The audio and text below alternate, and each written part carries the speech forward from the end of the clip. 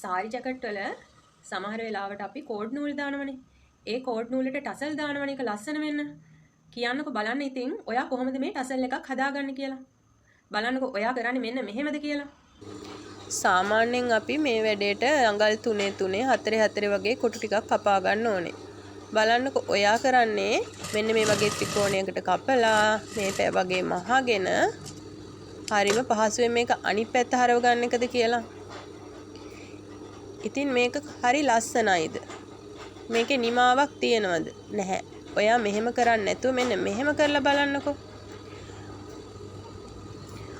ඔයා කපාගත්ත රෙදි කොටසට කෝඩ් නූල මෙන්න මේ විදිහට තියලා මේ වගේ පහතට මහලා මේ පැත්තටත් මහ ගන්න. කෝඩ් නූල ළඟ පොඩි හිඩසක් ඉතිරි කරගන්න.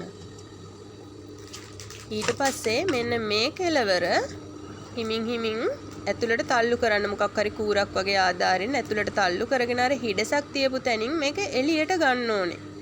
මේක ටිකක් හිමින් සැරේ කරන්න ඕනේ දෙයක්. පුංචි හිඩසක්නේ අපි ඉතිරි කරේ.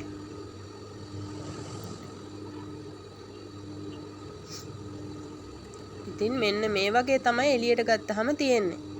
ඊට පස්සේ අර ඉතිරි කරපු කෙලවර හිමින් අපි ඇතුළට දා ගන්නවා.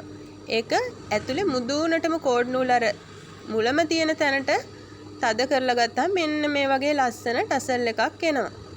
අපි තව ටසල් එකක් මේකට සම්බන්ධ කරමුකෝ.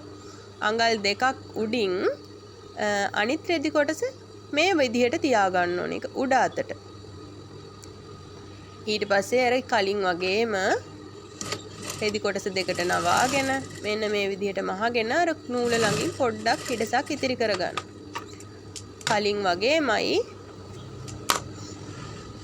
අර එක කෙලවරක් අපි ඇතුළට තල්ලු කරලා අර හිඩසෙන් එළියට ගන්නවා.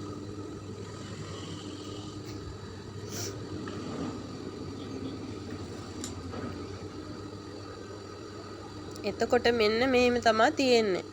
දැන් අපි අර නූල ගැන හිතන්නේ නැතුව ඉස්සලා වගේම අර හිඩසක් තියෙන කෙලවර ඇතුළට තල්ලු කරගන්නවා. ඇතුළේ මුදුනට මේක ඔයාලට ඉදි කට්ටෙන් පොඩ්ඩක් ටැග් කරගන්නත් පුළුවන් ඇතුළට කරලා එළියට නොපෙනෙන්න. ඉතින් බලන්නකෝ. ලස්සනයි නේද? මේ වගේ වීඩියෝ බලන්න ප්‍රාර්ථනා ෆැෂන් ෆලෝ කරලා තියාගන්න.